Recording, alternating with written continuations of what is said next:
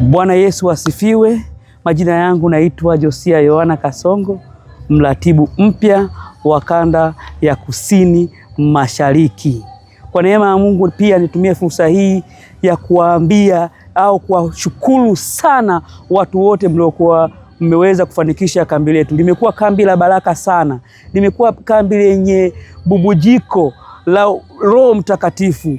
Kwa kweli kwa akili za kibinadamu hatukufikiria kama litakuwa la aina hii. Tuwashukuru sana watu wote walioshiriki. Niwashukuru viongozi wangu, waratibu wangu wa majimbo. Kwa kweli Mungu awabariki. Mmekuwa sehemu ya kambi hili. Mmehamasisha kweli kweli. Watu wametoka Dar es Salaam na magari yao. Mungu awabariki sana. Viongozi wa section, kwa kweli nyie mmekuwa sehemu kubwa katika kambi hili. Mungu awabariki sana. Na matumaini yangu kwenye kambi lijalo litakuwa kubwa zaidi ya hili. Mungu awabariki sana sana sana.